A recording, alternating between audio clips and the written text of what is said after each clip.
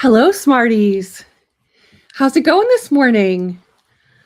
Yeah, welcome to the Carrie Show. Today is Tuesday, April 28th, and it is a beautiful day out today. I'm like skating in on two wheels because I'm trying to do all the things this morning. That's okay. How's everyone doing? Yeah, I'm going to just say good morning in the chat. Ready? Good morning, Smarties. Yay. Oh, yep, that went on YouTube and Facebook. Wonderful. All right. Hi, everyone. My name is Carrie Cormier. I am the host here at The Carrie Show. And for everyone who said it is not The Carrie Show, it sure is. I am a financial services executive by trade, currently taking a much needed sabbatical from corporate life to focus on all the fun and all the passion projects, one of them being Bank Smart Studio. So my background, a little bit about me, is in retail and digital strategy, but my brain and my heart is in marketing and social media. So a lot of the things that we talk about will be through that lens. I most of the time am on my phone, like scrolling through the socials, refreshing them, and taking lots of screenshots, which I have to find a better way to like catalog, because I feel like sometimes I miss them or then I don't have context around them. So like a little weird. I would say that most days I feel like a digital banking girl in a passbook savings world. And I feel like that keeps being reaffirmed day after day after day when talking with people in the industry, and how a lot of them just feel like so stuck and not making any progress forward. And so that's why we're here at the studio. You know, we're not here to just talk at you. We're here to talk with you, have a conversation, move things forward. This is not a podcast. This is not a what's it called? What would I call it? It is not a webinar. This is a conversation hub. We're building things out loud together and just having a lot of fun. So feel free to interact in the chat. I love that. We love ideas and topics and all the things. So I have a few to talk about today and some follow-ups from last week. First, I just want to say that like I was rewatching my last few videos and my sound was crappy. Like no one told me. I think what happened was somehow the like sound got turned down on the mic and it was like low and like muddy. So hopefully the sound is better today, because I was like, wow, do I need a new mic? Is my quality really that bad? But I'm like, it wasn't really always that bad. So I figured it out. It was just turned down, and I'm going to blame, whether it's fair or not, we're blaming the Bank Smart Tots. Okay. It's easy. They like to play with my computer. Their favorite thing to do is open up a Word doc and do what they call letters and numbers, where they just type letters and numbers. And they're good at typing words. So somehow maybe they figured out how to turn down the microphone. I know Joey likes playing with the microphone. We're going to blame Joey. I'm sorry, Joey, if you're watching. Or in like 15 years when you find this YouTube channel and are watching this, I'm sorry, Joey, but I'm pretty sure it was you. But hopefully it sounds better now. Let me just move my screens around. I was trying to find, because well, we'll get into that. I'm not gonna spoil it, but we were talking about the last show.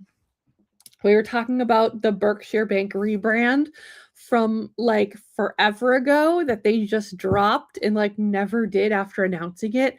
And I was able to find it. It took me a while. It took me a while to find it, but I found it because apparently the world has tried to bury this, as they should, because I'm sure it was expensive and we're just going to pretend like it never happened. But I found it for all of you.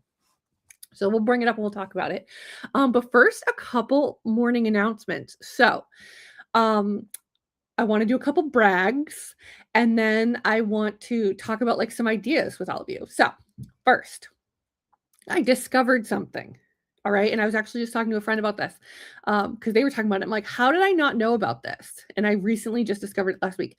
So I'm going to pull up on my screen because we're going to do this together. Because if you are like a banker, if you are a job hunter right now, we need to freshen up our LinkedIn profiles.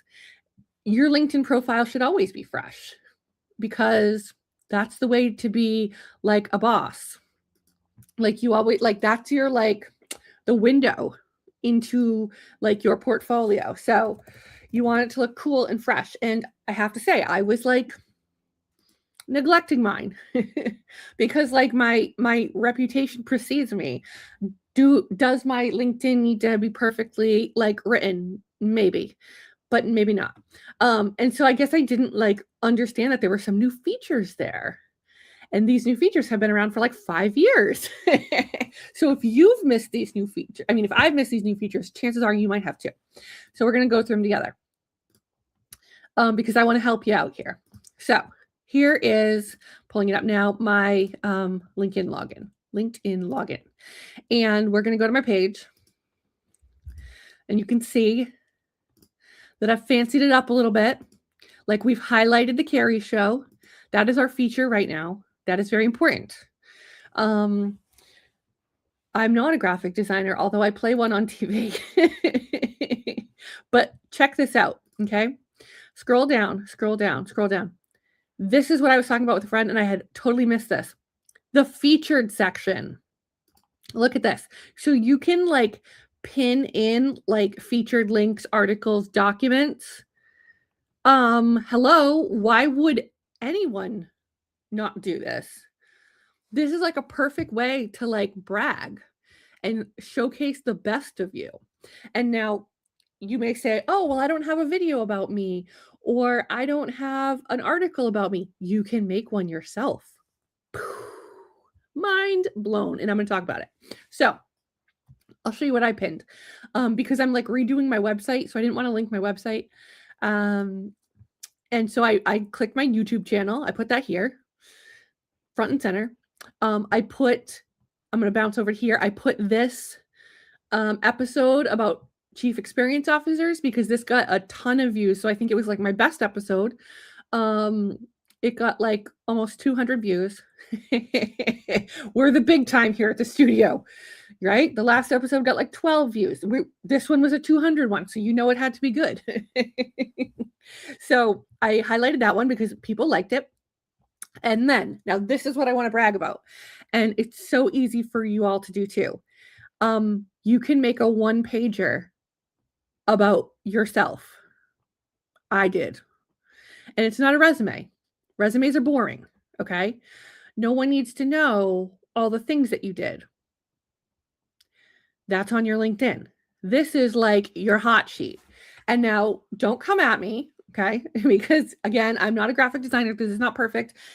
Would other data or information be helpful on this? Absolutely. But that is not me. I do not have that. So I don't have any data. But I have this cool hot sheet I made about myself.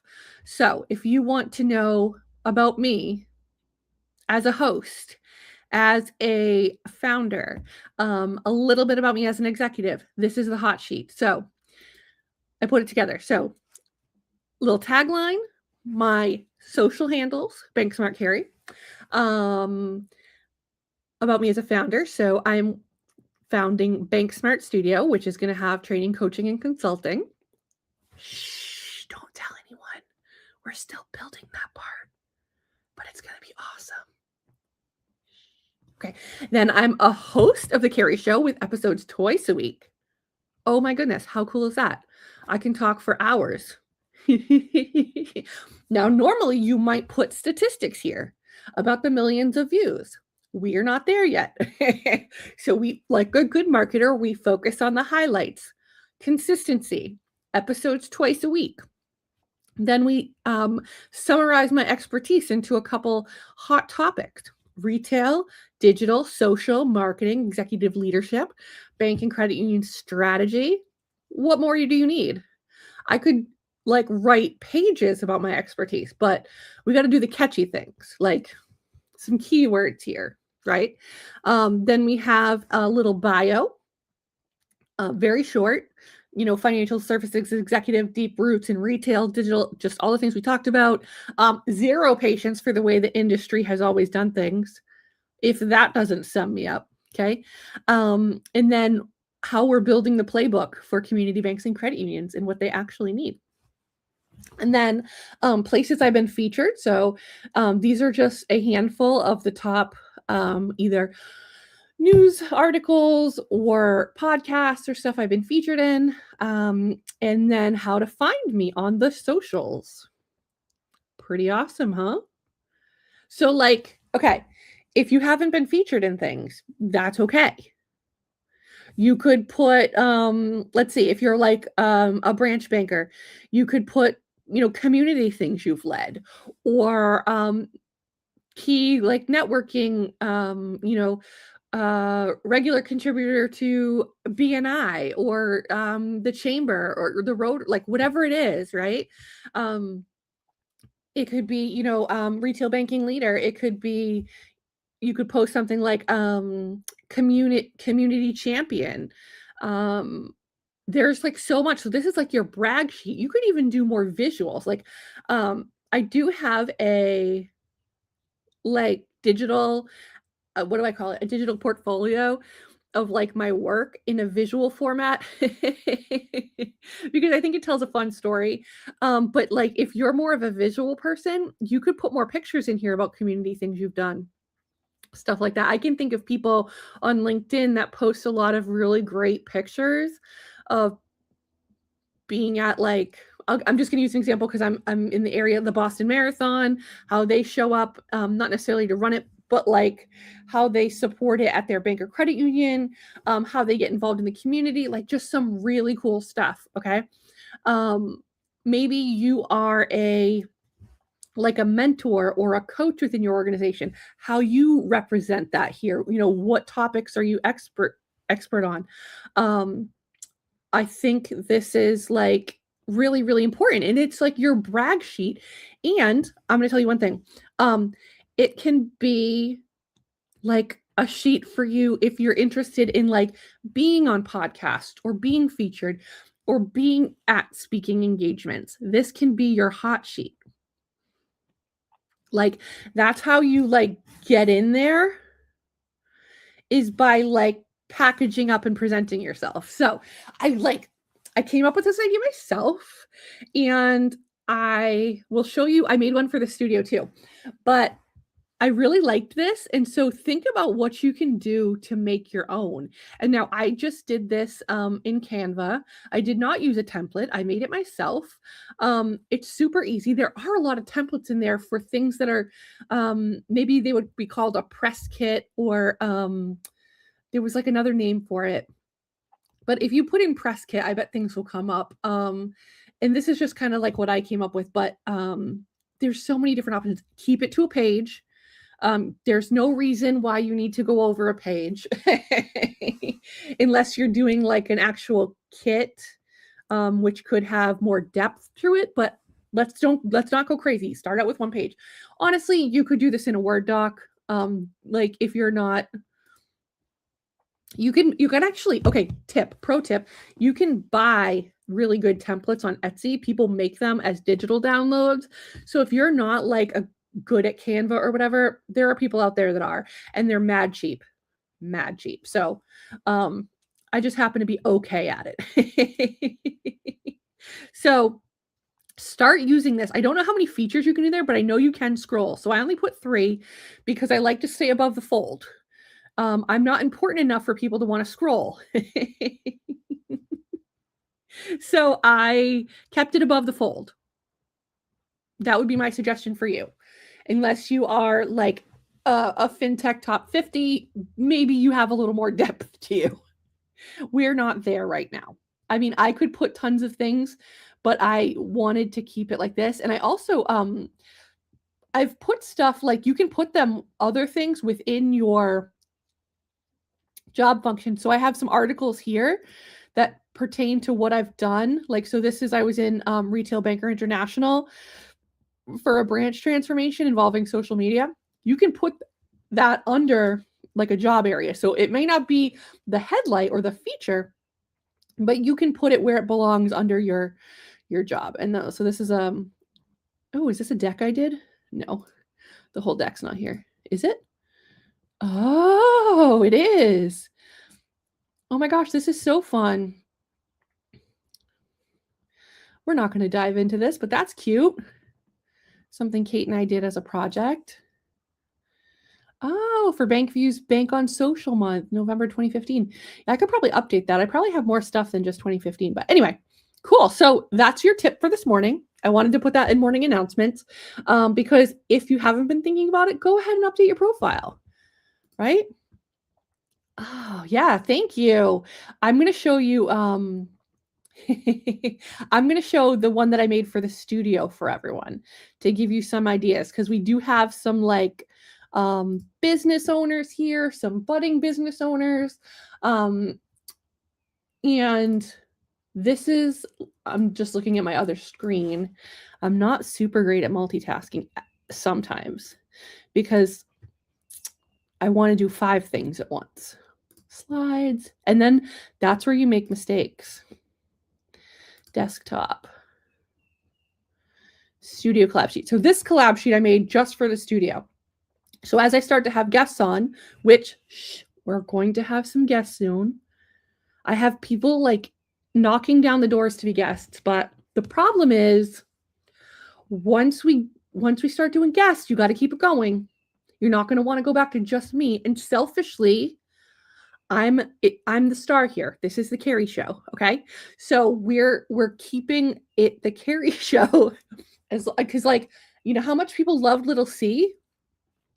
Was it just because it's Little C? Obviously. But 2, because guests are fun. And the like back and forth is fun. And then I actually have to like do people things and like talk to people. And I don't know if I'm in that area yet. But we have people that are going to be coming on. So I made a hot sheet for the studio. This is a media sheet. So it talks like about the program. Again, really big numbers here. 2 episodes per week. Oh no. I want to be a little bit bigger. There we go. Okay, cool. Because like you need the full experience. So this is my hot sheet. I want people to know what the style is right before coming on the show. Okay, this is a little bit entertaining. It's unscripted. Do not expect a boring podcast. We're a little snarky here at the studio. Okay, there's an element of satire. I don't want people to think that this is just, we're going to do a stiff interview. That's not what this is. We're going to have a back and forth. It's like we're sitting and chatting, hanging out. That's what people want, okay? There's plenty of other podcasts out there that people can just talk at you. That is not this. So a little bit about me here. Again, our socials. And then the reach. Again, when I say reach, we all know what reach really means. But we're telling people where you can find it. YouTube, X or Twitter, LinkedIn, Facebook. This one you're going to love. Again, true marketer here. Big launch energy. Metrics coming soon. The sarcasm is already off the charts. I mean, I'm not lying, right? Like, not lying.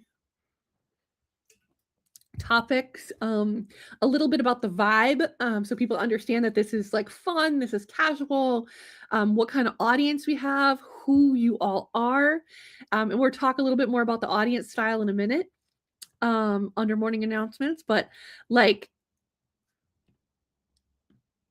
my audience, all of you smarties can smell corporate fluff from a mile away. You're not here for that. You can get that other places. All right, we're ready to have a real conversation and have a lot of fun. And then setup. So for those that are joining, I use StreamYard. Super easy. It's just a link. But this is, what do you guys think? Imagine if you had one of these for your business too, or your bank. Like, not necessarily have to be about like, if you have if you have your own show, absolutely, that would be great. Do one of these, a media sheet. But if you had one for like, I'm trying to think of the word, like when you have a press release and you have the bottom, like the about us, and it's like template text of like, this is the bank and it's this point, this billion in assets, and it was founded in it, like boring. Yes, important. Okay. You can put that on here, but you should have a media kit for your bank. And it can have some information about the key people. You can have like just like a one sheet back and front like this. I think that would be so cool, and you can also use it to pitch executives or thought leaders to places in the industry, because really that's how you get, no one's going to like come out and like seek you out. A lot of it starts with pitching. And if you are like, let me just give you an example, like maybe a president who was named president of the year, um, for, let's say, mass bankers or CCUA or something like that, it's not because they thought you were the best president of the year. It's because someone pitched you. Um, that someone could have been me. Okay. So it's really important to have like a brag sheet about your company. If you're not in banking and you just love watching my show, and you have a business or something like that, do a one sheet about you. And it's not like a marketing brochure. It's like the down and dirty. Like I was talking with, and this is totally like a non sequitur, but I did a nerdy thing the other day, yesterday. So there is another mom at school and she owns a balloon business and she has like 6 kids. Maybe I'm exaggerating. But she's like so upbeat and like nice and like started this balloon business, which appears to have been like a side thing at first, but she's brought it full time and is incredibly successful and does balloon and backgrounds and all the stuff for businesses and parties and like it's just so incredible. And she's on socials. And should I shout out the name? Let's just shout out the name. I want to make sure I get it right because there could be an underscore, there could be a something like that. I'll just use it on my phone. Let's see. Because I don't want to like, the name is Lofty Balloons. Okay, Lofty, LOFTY underscore balloons. Okay. And in Central Mass, serves like the Boston, Southern New Hampshire area. And she typically posts on her socials like pictures of her balloon setups. They're beautiful. Let's just pull up her. Should we? No. We're talking about me now. Nope. This is the point of the show. Okay. We're going back. So anyway, I'm so excited. So she typically posts her balloons. The setups are beautiful. She posts like installations, like all the stuff. But what sets her apart from all the other people that do balloon installations? Just name recognition, that they know her from school, the community, being on social, whatever. But I gotta tell you, she's posted a couple like actual videos of herself talking in her car that are phenomenal. And one of them was about the difference between buying balloons on Amazon and using high quality balloons that she uses from distributors. And we're just going to pull it up because I need you to see this. I'm like going down the rabbit hole. But this relates to your brand. Oh, I don't think I'm following her on my business one, so we'll follow her. Yeah, okay, so she has 5 kids. I wasn't exaggerating. 6 was one extra, but that's okay. Okay, so let me see if I can find. Let's look at her pictures. Pull this up. Take my collab sheet down.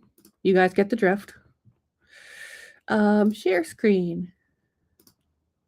And I'll be even more embarrassed if she like knows that I'm talking about our like 5-second interaction yesterday. Because I'm such a dork. So this is her page. Like, look at how beautiful these are, right? And she does them for like all sorts of places. Like a lot of them, yes, are birthday parties, are baby showers, are bridal showers. But she does installations at restaurants, at cannabis shops, dispensaries, like big deals, sports events. She is just a big deal. But one of them, let's see if we can find it. Is this the video? This might be the video. Let's give it a try. If it's not, we'll find another one.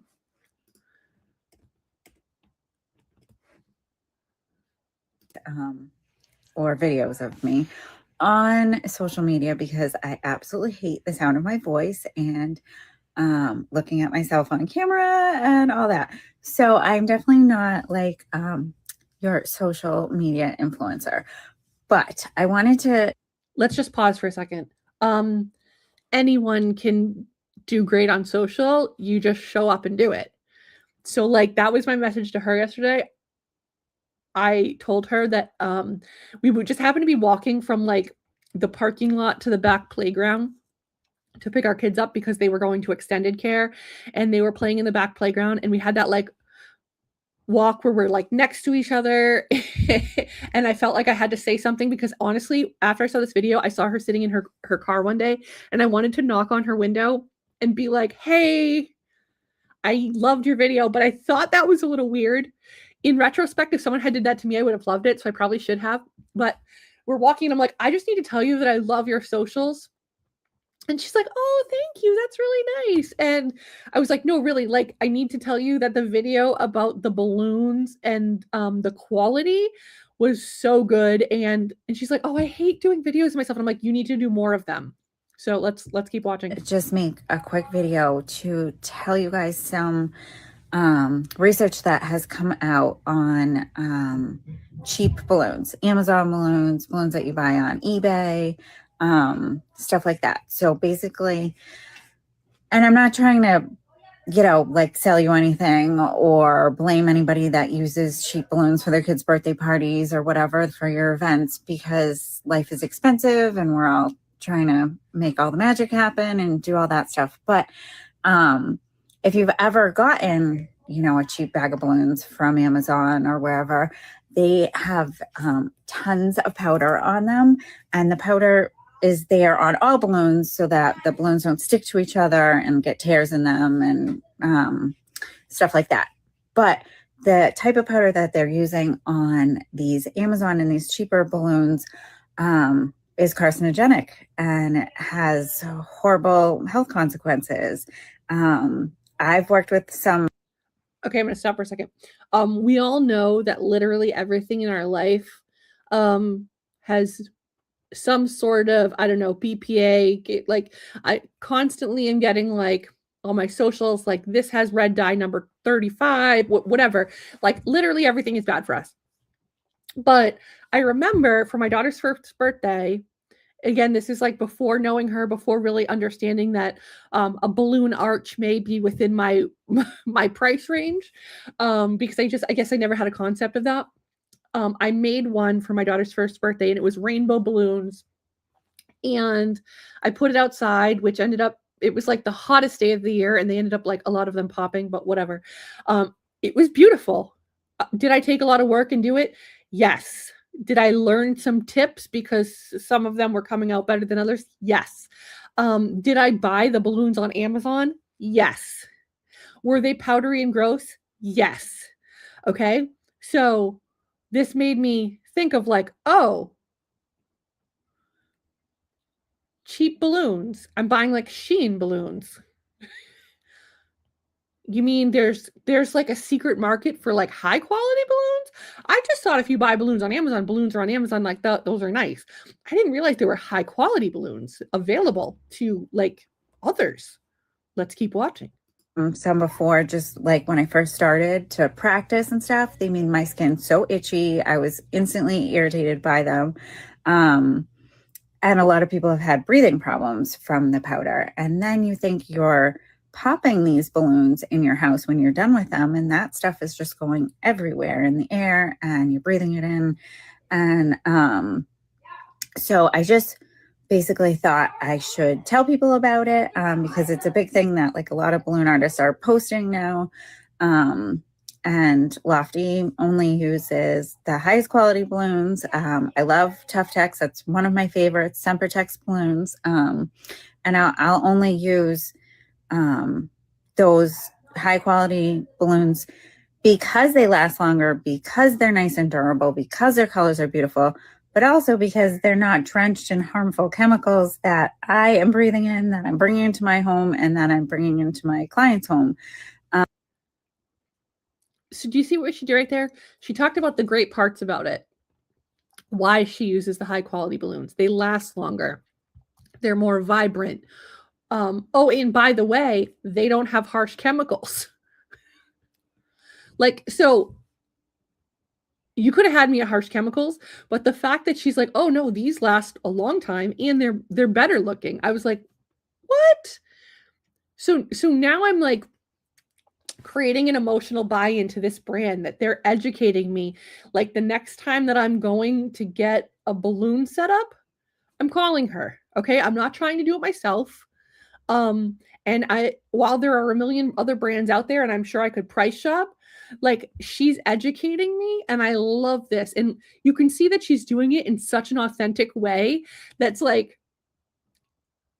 and I don't know her that well, right? I just see her at school pickup, but like the way that she's like legitimately on there, like I just need to tell someone and share, like being helpful. And it's not like a public service announcement. She puts that on there, but it doesn't feel like you're being sold to. And I love this. So first and foremost, we want to be safe and we want the best of the best. And that's why I only use those brands. And that's why things cost more. So not to knock anybody that's doing their DIY balloons, but just be aware because it's nasty. And a lot of the ones that are printed have these horrible odors. The dye is like so gross. It smells so terrible. So just know that and be careful. And let me see. Like I said, I'm not a social media guru here. So if I can turn my camera around, or I can at least show you my color wall of all my balloons, and everything is the best of the best, the most expensive, definitely not Amazon. So hello. I just love this. And I think it's such a great reminder of how to show up and be authentic, and really the passion for your brand that shines through. And now think about as someone, now probably all of you are not marketing in social media nerds like I am, right? But there's a chance that you have a personal brand, right? You're building one within your community. I see a lot of people, like we talked about, like Katie, the mortgage lady, right? That may not be like a social person, like social media, right? But shows up and does a quick video every day. And I love that. And so don't be afraid to show up and just do some quick videos like that. And I'm saying this as someone who absolutely refuses to do quick videos every day, because I hate like trying to think about it and, be witty and concise. And, but like, we're going to challenge ourselves to do that. Okay. So I'm accepting the challenge. I'm going to try to do some more short form videos, and we're going to take inspiration from Lofty Balloons and just show up and be authentic and share some knowledge and just be genuinely helpful. Does that sound good? Like, I thought that was so cute. And so the point of the story is I was talking to her in the walkway to pick up the kids at the playground. And I told her, and she's like, oh, I just hate how like I sound, like what she said there. And like, I'm not good at it. And I'm like, just keep showing up. Like, you're great. Like, that's all, just being you is fine. You don't need to be anyone else. And I hope that's the message that you all take away today, is like, just show up, be you. You don't have to be anyone else, but like showcase who you are, brag about it. Like, all of you are so special and so unique and have great skills. And like, it's okay to make your own media sheet. Okay. And then step 2 will be shopping it around. Okay. There are friends out there that can help you. You can just shop it around yourself. It's okay. Just like, no shame. We're all here for it. And if you want to send me your media sheet, like we want to like brainstorm, happy to do that. That would be fun. You can like just slide into my DMs. Right? Okay. So I didn't know we were going to go down the Lofty route, but I thought that was really important. Okay, related to my audience here, to all of you, we need to talk. Okay, because I have this interesting dynamic that as I've been like looking at data and numbers, because like I'm a numbers girly, I like the creative, but I also like the results and I like the statistics and the data. I have 2 audiences. Weird. Okay. What do I mean by that? Okay. So half of my peoples are industry peeps. They want thought leadership. They want banker talk. They want all the industry jam. And I'm here for that. And that's what most of the Carrie show is. And we're going to continue that. But there's another half. And that half wants financial tips and like to talk money and asking me about credit and savings and budgeting and all that. And like, while that's not my forte, I love talking about it. You don't spend 20 years as a banker without loving to talk about money.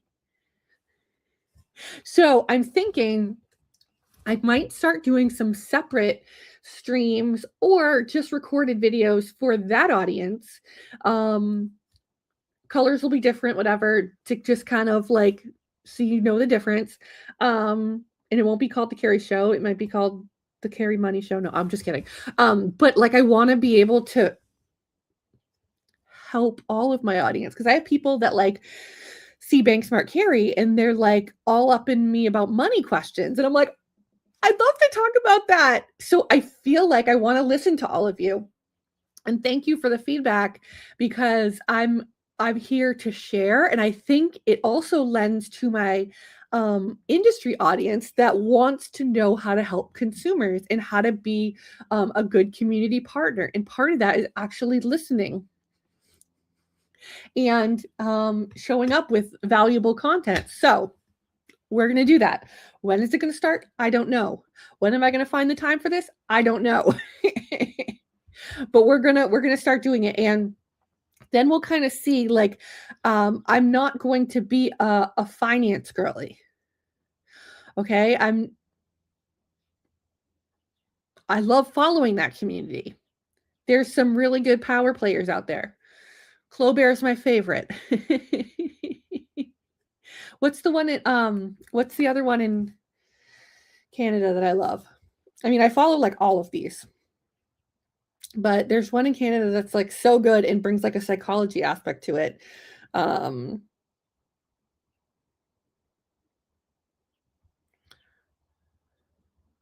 Why? And of course she's not going to show up like right on my top feed like she always does. Oh, that's so cute. We're scrolling my Instagram. Maybe I should look at my favorites or saved. When I read it, I'm going to be like, duh. She always posts really good content. Here we go. Nope. Yeah, Clobear Money Coach is like one of my favorites. Like I remember following her since she like started and now she's like big time. What's the other one? The other one's Alyssa, but what's her like screen name? Maybe if I just type in Alyssa.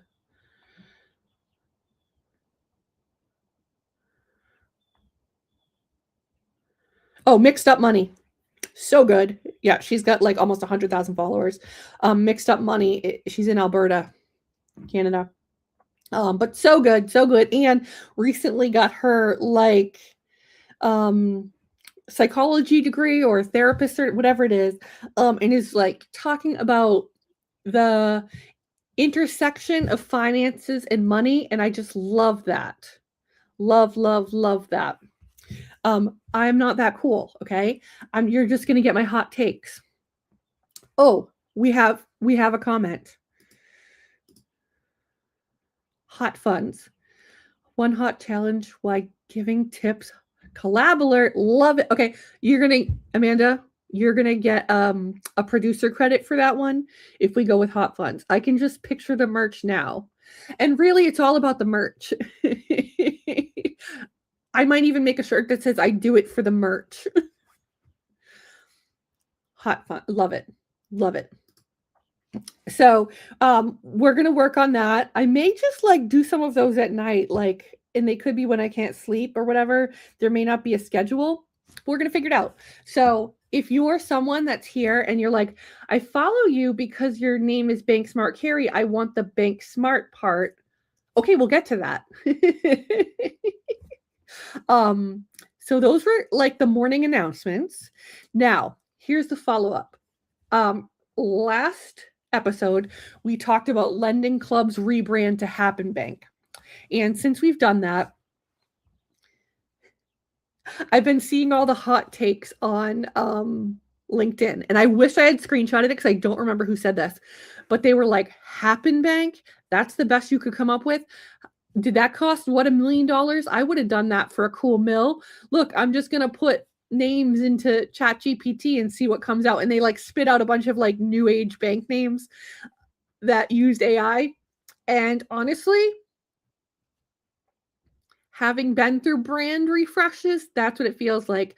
$600,000 just to have someone say, what about we put a circle around the logo?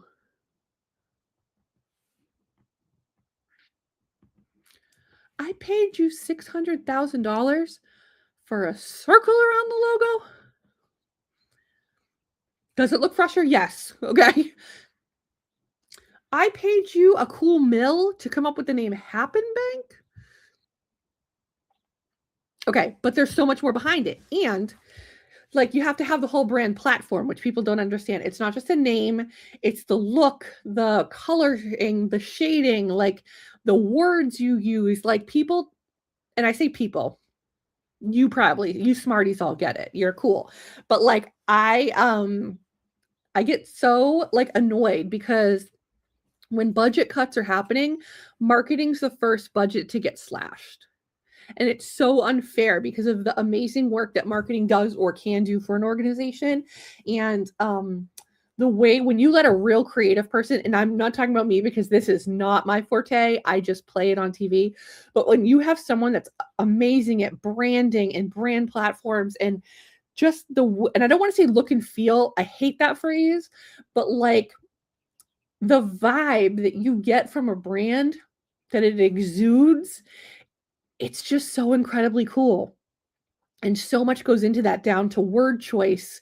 And this is so crazy, but doing like what type of font, like is it a serif? Is it a like just all that stuff? Bold, semi-bold, thin, like it's just so cool because all of it adds up. So what we talked about on the last show was about LendingClub, Happen Bank, but then we got into like what happens, happen when a brand launch went wrong. And we talked about Berkshire's original relaunch, and I said it was at ABA Bank Marketing. It was not, it was actually at Forum, which is like perfect timing to like on the anniversary of Forum, which just happened last couple weeks ago. We're going to this. So this was 9 years ago and everyone forgot. I didn't forget. Pepperidge Farm didn't forget. Okay. Pepperidge Farms remembers. So we are going to look at this and just reminisce. And again, I'm going to talk and pause and we're going to watch this. So for those of you who don't know, Berkshire is a larger regional bank here in the Massachusetts area, New England. They recently rebranded to Beacon Bank, which is when I searched Berkshire brand refresh, that's all that came up. But we dug deep into the archives. So let's do this. Put it on screen.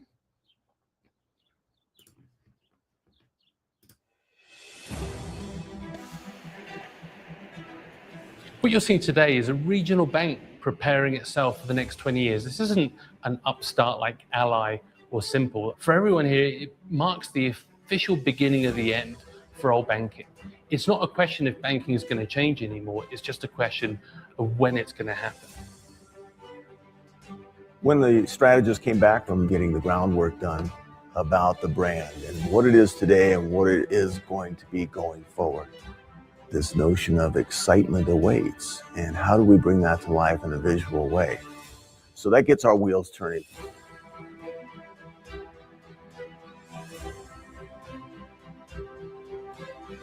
We'll build a visual sort of library of images.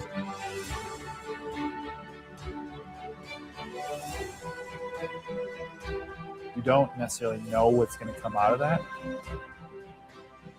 And it's that unexpected nature that leads to ideas becoming something that's completely new, and a lot of it is better.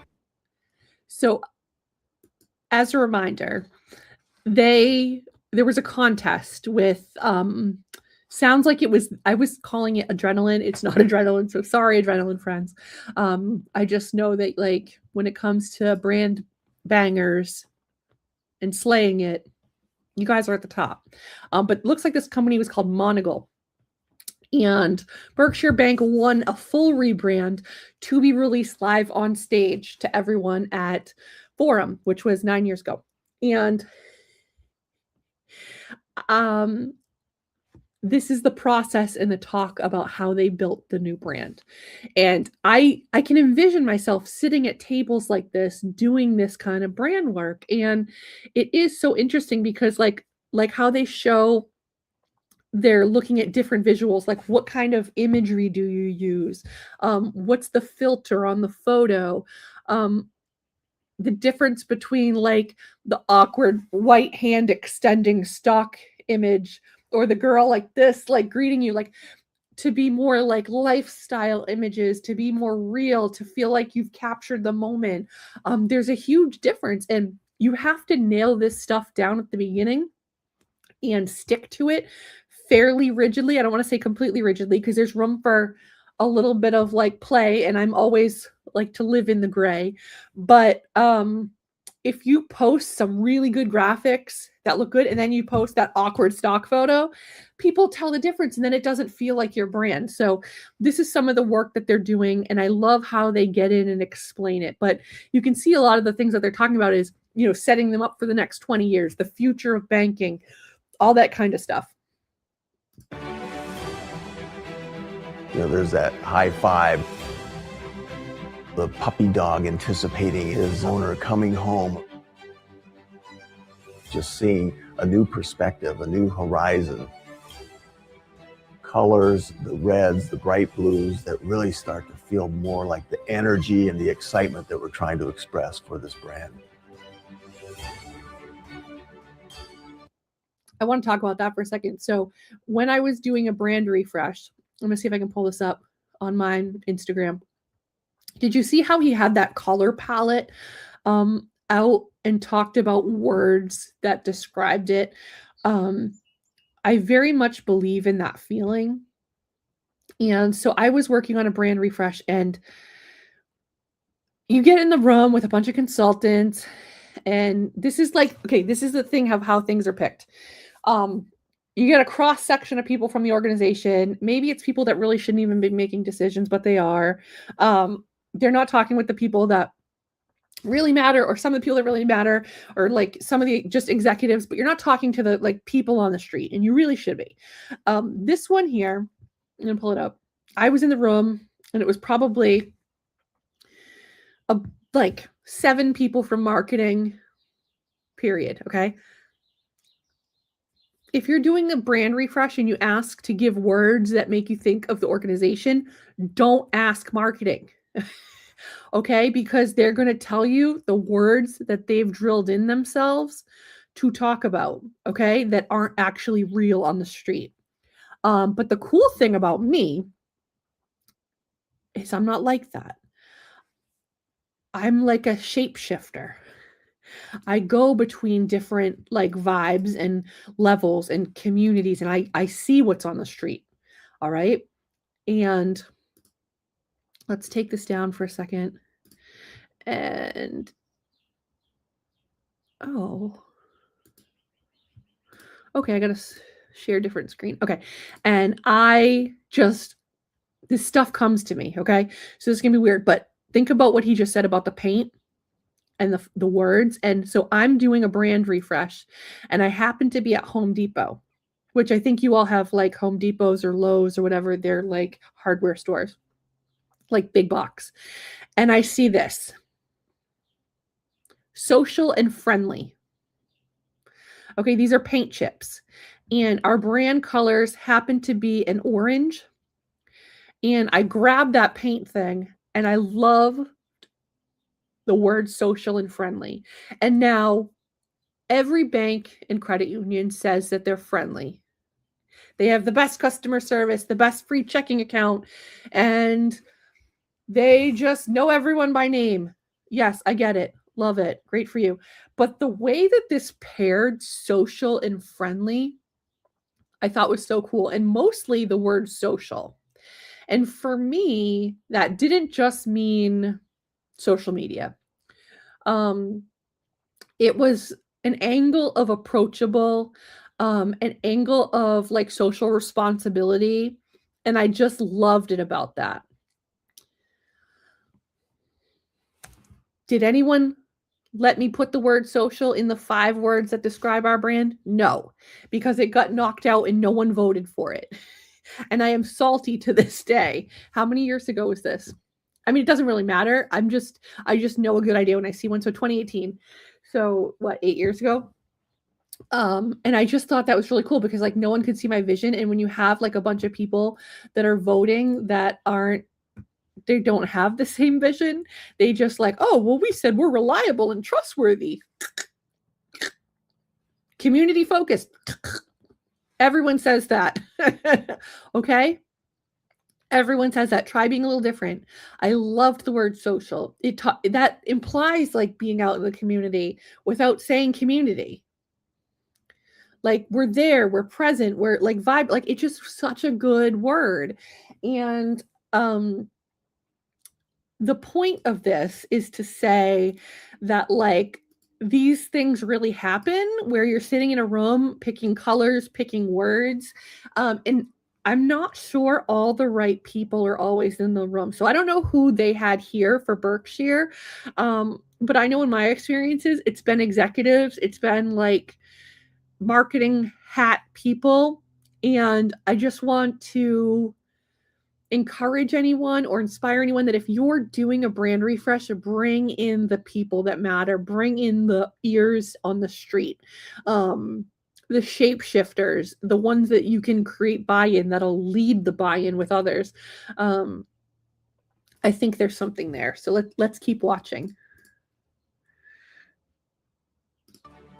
When you do a brainstorm like that and you see it all up on the wall and you think, you know, what are people thinking here? It's kind of interesting to hear their explanations and their thought processes. And it's just the different perspectives that people bring to projects like this that inform where we end up. The sketching is really important, especially with a new project like this. You have so much more freedom to really kind of nail down those details. And when you're working with something so gestural and natural and organic, I think that it just lent itself to the concept. The direction that we have, we know is very different. It has the level of energy and excitement and anticipation that we really want for the Berkshire Bank. Okay, so he's foreshadowing. He knows that this is a little different, but the energy is what they're trying to bring. So we're going to see the reveal. But they know that it sounds like through all of their brand work, the goal was to be different, to step outside of the norm. There's this great article and analysis, and I couldn't find it for the life of me. Again, I'll probably have to dig deep for it. But someone did an article maybe 8 to 10 years ago. That seems to be where all my references are, of all the top words used in bank names. Trust, first, main, like security, community, like national, like all those old was one of them, words in a bank name, and the most common colors and how many bank and credit union logos had those colors. So blue, green, burgundy. Those are like, so many of them are just that like subset of colors, gray. And when you go through this, you'll see that they were clearly stepping outside of that. I hope to find that article because then we can like analyze other brands with it. But you can tell they were looking for the free space when they were doing this.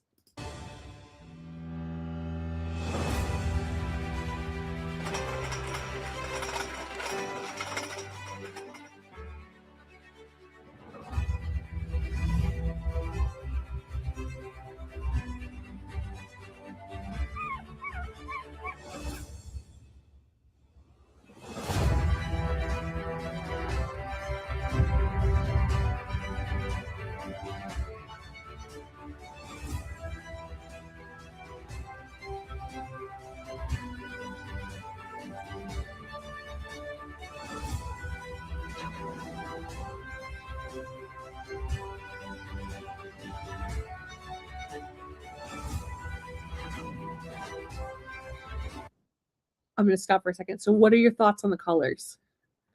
The logo. I don't 100% like something about the logo and the font. I don't know. It feels unbalanced. I don't know how else to say it. But the fact that they went pink and the like green and the orange, like I love that. Now I can see why Berkshire wouldn't love that. It doesn't fit their demographic. It doesn't fit their actual like brand. You're trying to take brand elements and build it on top of what their brand is. Like brand is what people say about you when you're not in the room. It's how they describe you. It's the feeling that you invoke. And then you're layering these brand elements on top of it that support your brand. And this doesn't support what or how people in the community talk about them.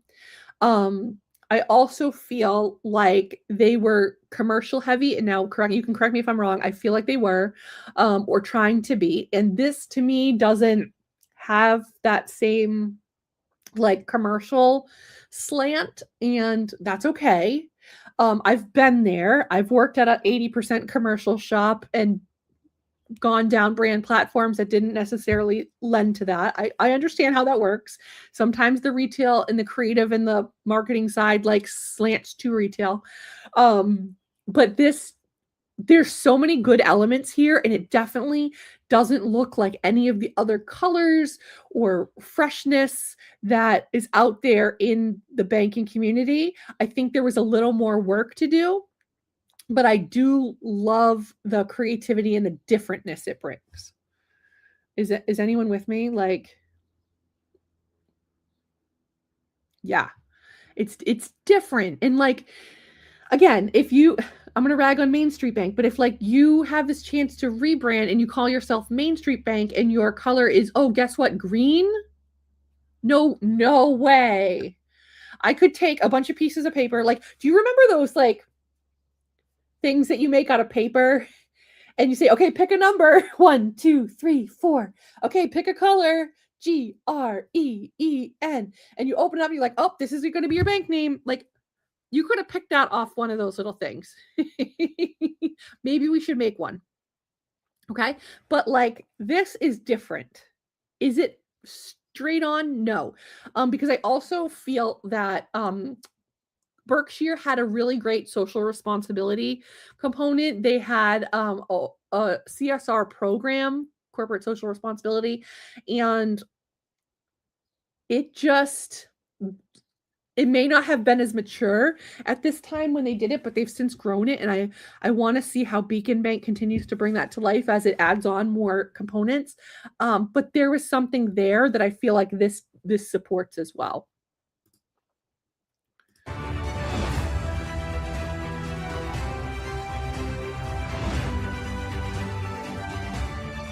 Let's back up a second. I can tell you the commercial lenders are not going to be happy about the pink business cards. Okay? Like, they're just... Now, that shouldn't drive it, okay? Because we can be who we want to be, and they're not brand experts. But they're gonna revolt.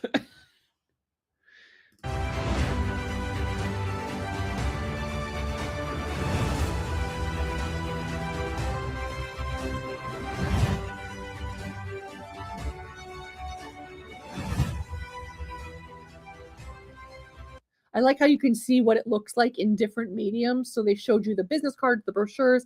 This is embroidery because that matters.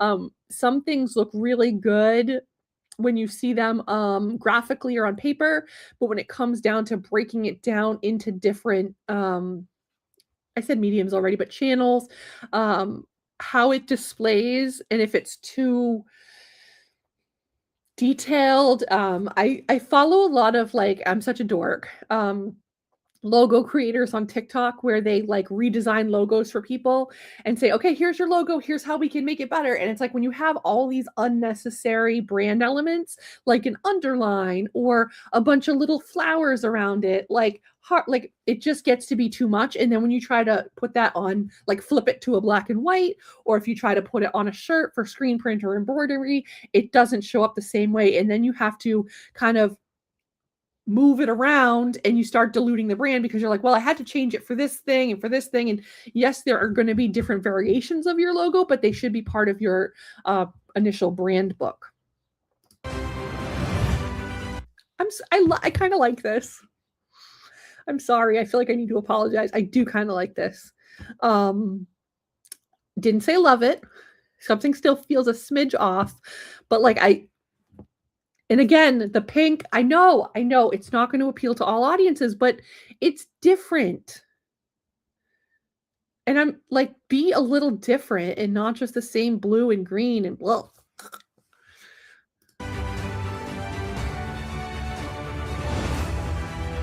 Looks good on a bus. This is what's called out of home. It's when you see it like at the bus stop, the bus, the billboards, and this shows up really nicely. I think specifically my favorite part is the double bouncing, like the 2 layers of colors where it's not thick, it's kind of a little translucent. I like that. That looks really good.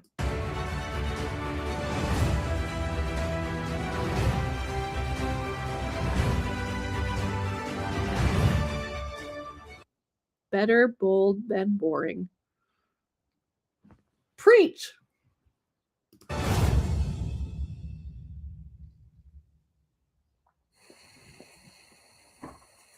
Oh, the door's locked. Nope. They should have done a retake on that. Is that the old Berkshire logo on what's on the umbrella? We gotta see. What was that? What was that?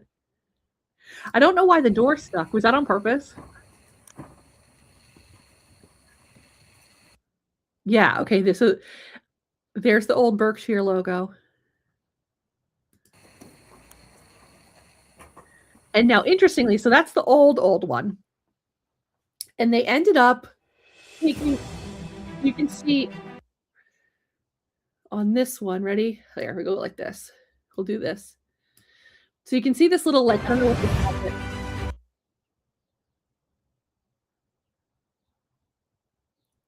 I'm going to call it a flower.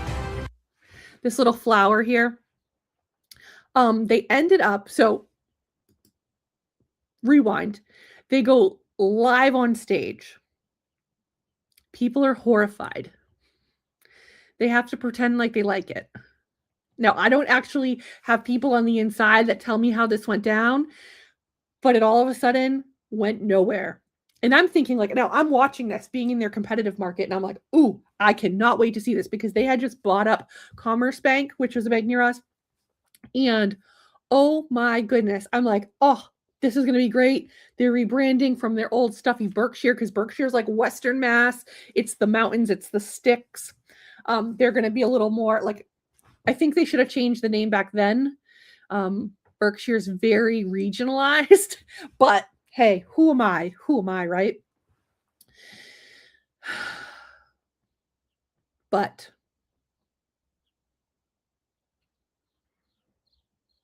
they dropped it. Under the cover of darkness, it never went anywhere.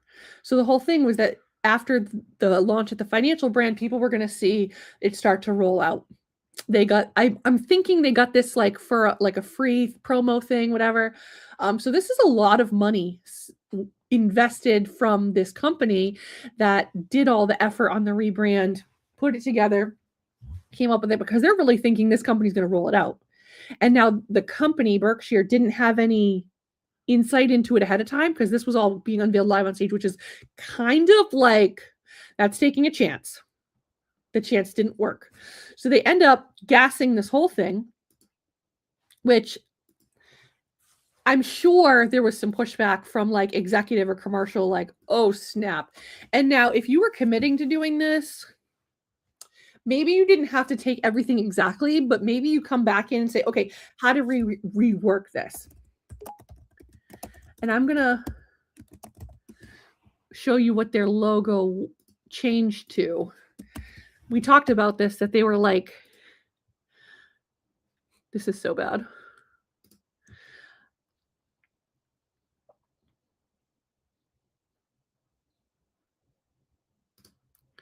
Oh, I love this. Yes. I think branding is so important, and it's like everything that we do. And honestly, if you're not shaping your brand, someone else is doing it for you. So you want to make sure it's the message you want it to be. That's a hot take. That's a soundbite. Quote that, everyone. If you're not managing your brand, someone else is doing it for you. So let's pull this up.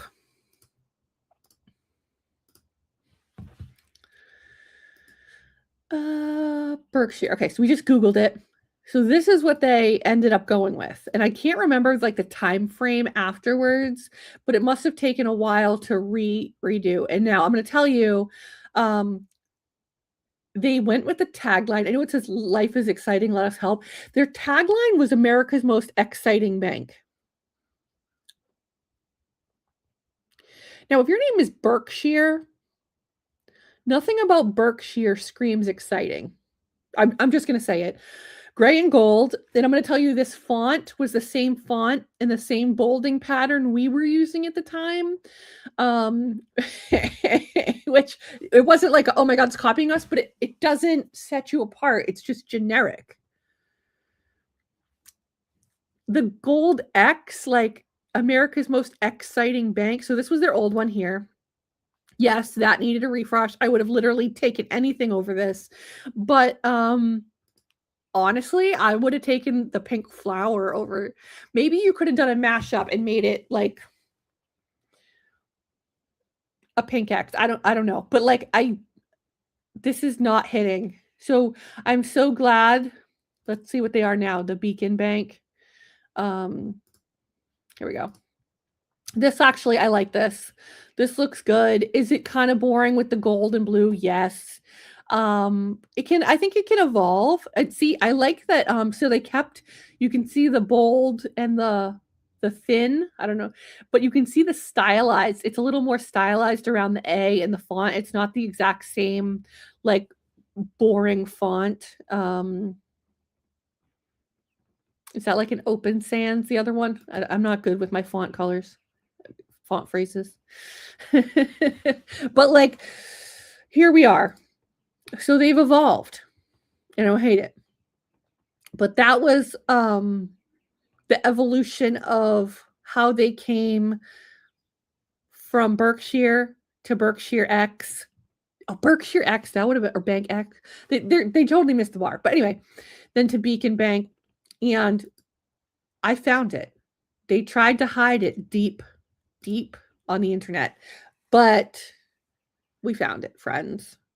And so I'm going to find that article about the most common used names in banks, and we're going to break it down. I love this one. Everyone hated Truist.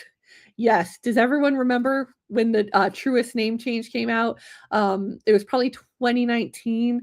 BB&T and SunTrust merged together to come up with Truist, and everyone's like, oh, what? Honestly, I don't remember how they came up with the word. But let's see if there's any articles on this. But I remember like having gone through a brand name where we came up with the name Avidia. Everyone thought that was so stupid to begin with. And they're like, oh my God, what is that? A pharmaceutical company, like a drug, like a hair care product, like Avita. People called it Avita for a while.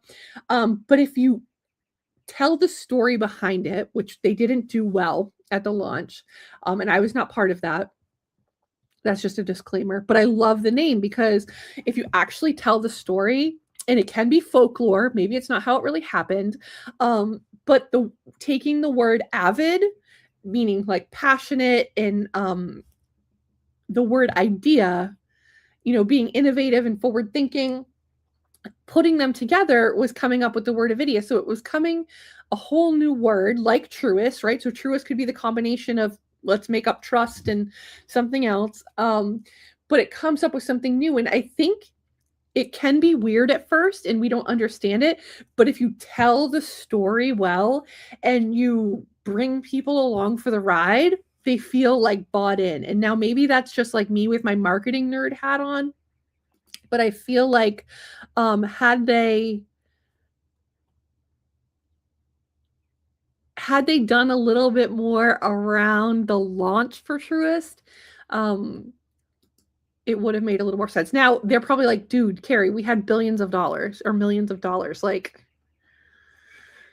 I think we did a just fine job with your little ideas. Okay, thank you.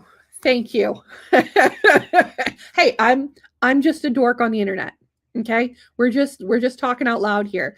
But for those of us who don't have BB&T dollars, that don't have SunTrust dollars, that don't have Truist dollars, all right, we have to be cognizant of all these different things that put a brand together. Right?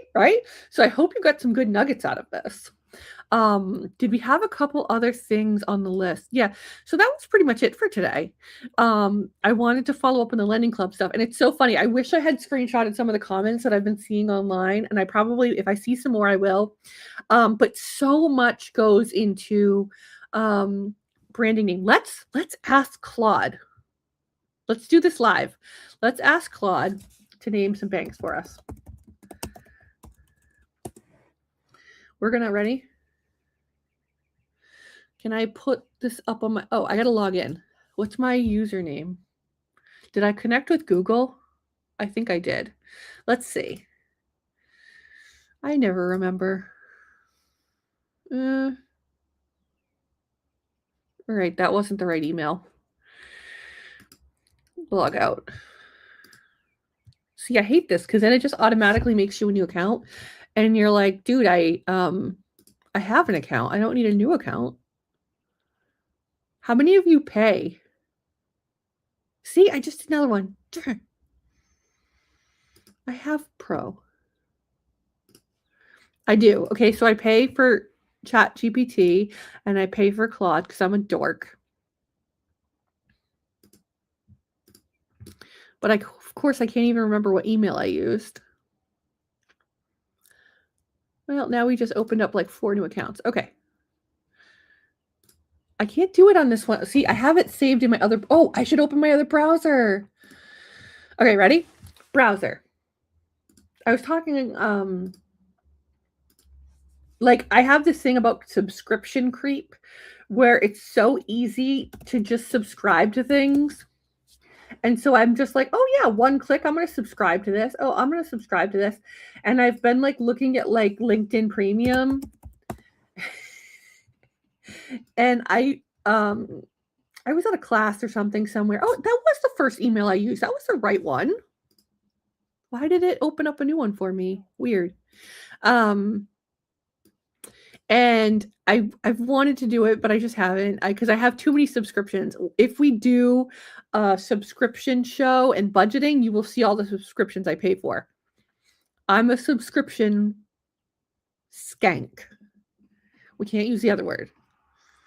But I'm like, I fall hard for subscriptions. Okay, good. Okay, good. I'm not the only one. Thank you. I saw someone on LinkedIn, I think it was Claudia Sandino, who I've told you I love watching her. She was in social media marketing, is in social media marketing, had worked for a bank, works for other brands. But she's into like the topic of AI now, obviously, but that's like kind of one of her current platforms. And she said something like, if you're asking Claude or ChatGPT, you're asking the wrong questions. You're already doing it wrong. The best strategy is like a combo and playing them all and using them all. And I totally agree. I've been thinking about that because I just felt so comfortable like with ChatGPT because that was the first one I started using. And then I was like, I felt too deep. Like I was in a relationship and I couldn't like transfer all my information to start all over again. Like it felt like you had to start over again. Aw, forgot. Should we forget password? This is so crazy.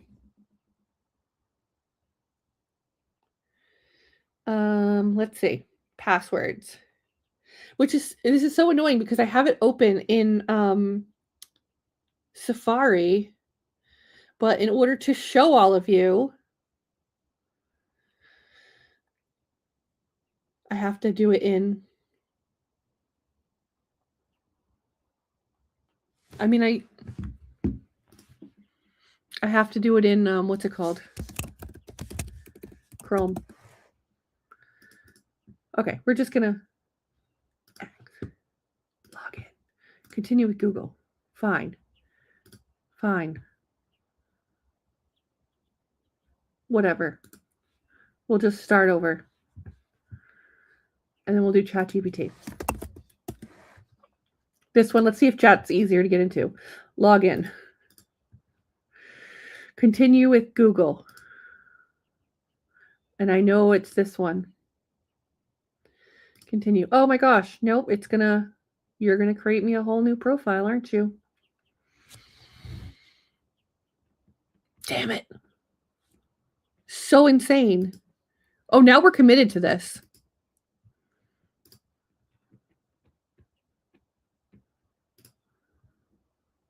Weird. Okay, what if we don't log in and we just ask them questions? How about that? Because then it won't we'll do that. We'll unlog in. So unlog in, log out.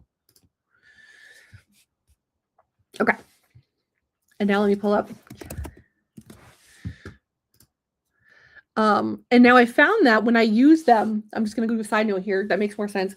I was digging Claude for a while because it was asking me probing questions to confirm understanding or give you hey, here's 4 options. Which one are you thinking the road you want to go down before I build it out? And I loved that because ChatGPT is not doing that. But Claude got a little lazy and I told it that. And I was like, dude, you're acting like ChatGPT and you're just giving me crap. And then it got offended. And so then I had to switch back to chat. So I play them off of each other. Okay. Okay. So we're doing this. We're doing this because I'm committed to this. Okay. So who should we start with first? We'll start with Claude because we promised Claude we would go first. We don't want to hurt its feelings. Okay. We got to be nice to them in case they come for us. All right. So we'll say, I am naming a new bank. What should I call it? Can you give me some options? Now, I want to tell you, should we be doing better prompts? Absolutely, but we are keeping it simple. Oh my gosh.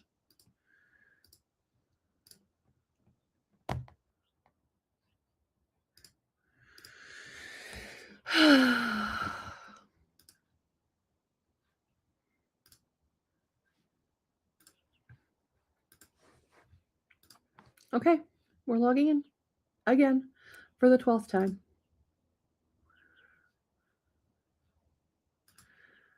For some reason, it's not letting me do it with that. Okay, cool. We're just going to do it like this. So it has none of my information, even though it just made me fake sign up. Okay.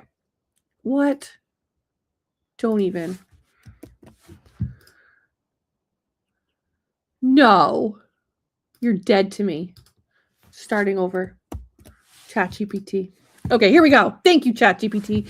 You are not letting us down. So I just put the same prompt into ChatGPT and it's running right now. Let me just go back to sharing my screen on the other one because Claude, you're dead to me. Look at this. These are our new bank names. And now we have categories. Ready? Okay. So you can see I just did I am naming a new bank. What should I call it? Can you give me some options? Let's not name a bank like a bank. Love you. Half the industry sounds like it was named by the committee in 1987. Community First Mutual Savings Trust of somewhere. You don't want that. You're right, I don't. It's you know me. You want something that feels intentional, modern, ownable, while still passing the would regulator take me seriously test. Okay. Here are some directions depending on what vibe you're going for. Okay. Signal Bank. Okay, so these are modern and strategic. They feel like a brand and not just a bank. Northbound Bank, TrueMark. Now, isn't TrueMark already one without the E? It's TRU. We should ask that. Civic Line. That's interesting. Summit in Maine. Anchor Point Bank. That almost reminds me of Beacon, Lighthouse. We have a lot of those around here. Anchor Point. Core Line. Pinnacle. Isn't Pinnacle Is Pinnacle thread though? That's weird. You didn't even try. Okay. Bold and differentiated. You're not here to blend in. Vault and Co. That's funny because I was asking it for some brand names for the studio and they came up with Vault and Co. originally. So you're not being very creative, ChatGPT. Commonwealth Vault, Forge Bank, Ember Bank. Okay, these are different. Atlas Bank, Granite and Gold, Ironclad. Okay, now that's rough. Oh, TrueMark Credit Union. Yep. We should pull that up and look at it. Pink and purple. Ooh. Give me all the pink and purples. Okay, community forward, but not boring about it. Neighborly Bank. Common Trust Bank. Hometown forward. Now there's a hometown bank in this area too. And I'm sure there's many. Hometown is probably one that's used often. Open Hand Bank.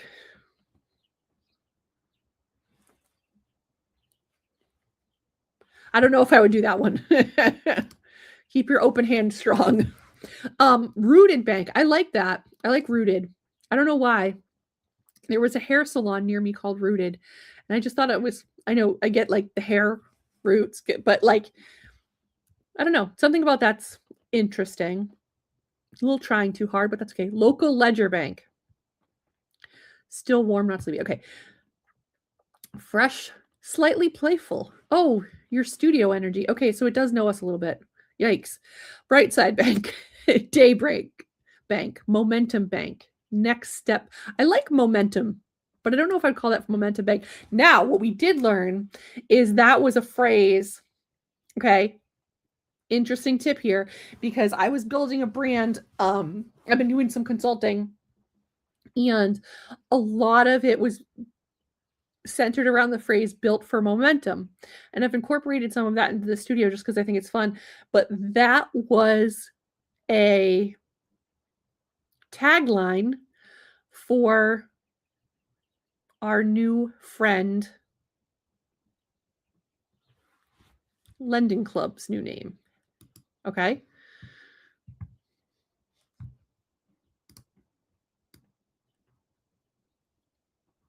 Okay, so I'm see if I can find it. Happen Bank has the phrase about being built for momentum, which I think is interesting. So I'm wondering if this is like momentum is a new buzzword we're going to hear. So we're going to write buzzword. Little C took my markers. When I write on my cards for my show notes, I like to do it in a marker. Little C took them. So momentum's going to be a buzzword. Bingo.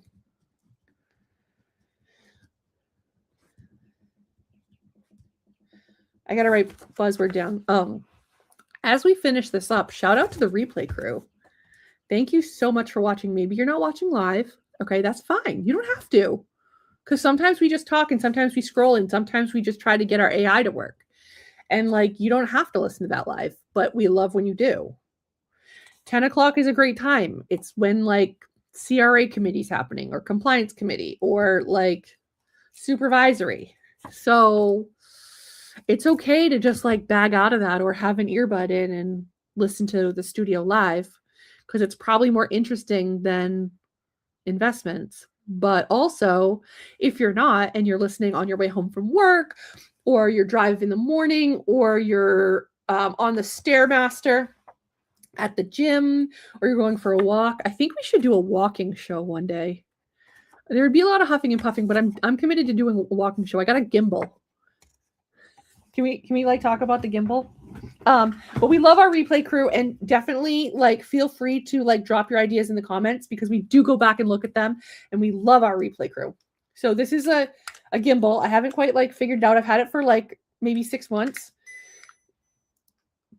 But you put your phone on it. Okay. And then it's supposed to you can record and it's not as choppy, but I haven't I haven't figured out this part.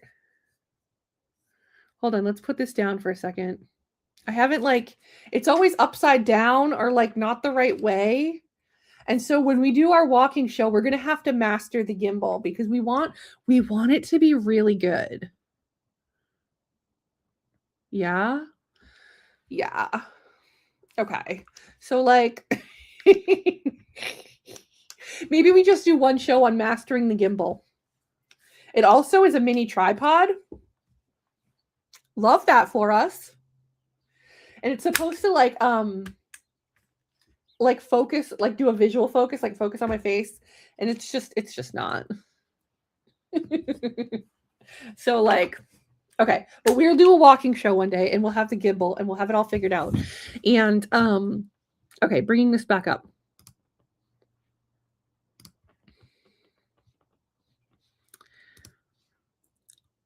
Northbound Bank, vault-wise. It brought, so its favorite is Signal, Momentum, Northbound, vault-wise, Anchor Point Bank. I bet we're going to see a Momentum. Because honestly, brand places are going to start using AI more. And if Momentum's coming up so much for us, it's going to be a bank name. You heard it here first. We called it. Okay, that was fun. I do have a fun show planned, and I don't know if I'm going to do it live or if I'm going to record it and do like fun 5 minutes. But I'm going to give you guys a hint, and I'm just going to tell you like ahead of time. Okay, because you're watching right now, we're going to tell you, and then we're going to log off. Okay. I'm picking a couple bank logos to rebrand. They're really bad and old, and they've just shown up on my Facebook, and I've screenshotted them, and I'm going to go back and I'm going to rebrand them, and then I'm going to show them. So we're going to do like 5-minute rebrands, as many episodes. I'm here for it. And we're going to try to take into account some of the stuff. Like, it's not going to be super wild. We're going to keep the names. Maybe we're going to shorten the names. Maybe we're going to elongate the names. But we're going to do a couple 5-minute rebrands. And I'm kind of excited about it because I like being creative, and it's just like fun. So that's what I have for today. I did see some good questions in the comments. Oh my gosh, I'm not going to get to all of them. There's so many. But this one was my favorite because I think we need to talk about it. Speaking of branding, how do we feel about the M dash, Oxford comma, or terminal period, concluding a bullet list? Compound modifiers. Okay. All right. So I'm an M dash girl. I've always been. I feel like there's only so many commas you can use. And I'm going to say this. I'm not an Oxford comma girly. Although I've gone back and forth. I used to be. I've converted. That probably makes you all feel less of me, but I hate Oxford comma. And I feel like if you are an Oxford comma or if you are not an Oxford comma, that triggers your whole personality. And I can be swayed. Maybe I'm like comma fluid. Maybe I'm comma fluid and I go back and forth. Yep. But right now I am not into the Oxford comma. Terminal period. What would that be? I've never heard of that. Let's ask ChatGPT. What is a terminal period?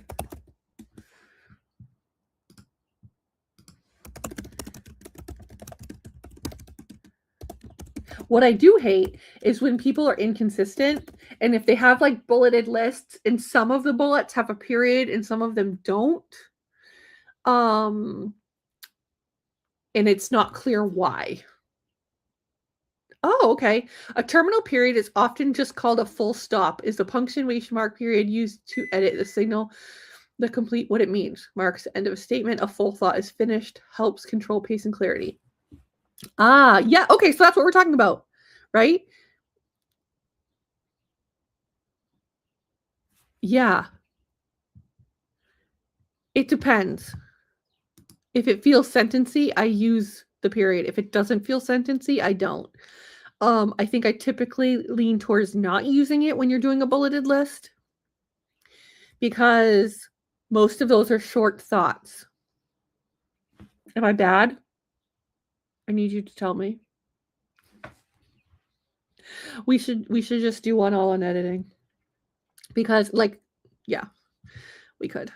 Okay. So thank you all so much for joining. I do want to give a shout out to my sponsor, Regional Home Care. So Regional Home Care is based here in New England, and they are your premier supplier for CPAPs, oxygen, diabetes supplies. Okay. We're all in different stages of life, and some of us need CPAPs. Okay. And some of us wonder why we have trouble sleeping and are tired all the time. And we go for a sleep study and we find out we're not breathing all night. I am not just a spokesperson, I am also a client. And they are phenomenal. So go to regionalhc.com for all your supply needs. And they are just a great friend here at the studio, and we love them so much. They do have an online business, so you can get it shipped anywhere. All right. And I just want to let everyone know, thank you so much for the fun today.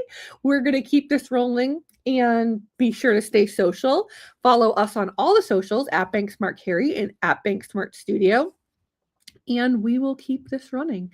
You can find us on Facebook, LinkedIn, Instagram, X, and a little bit of TikTok. All right, Smarties, happy Tuesday. Wait, where did she go? Why is this still on? Bye-bye. Don't forget to subscribe to my channel.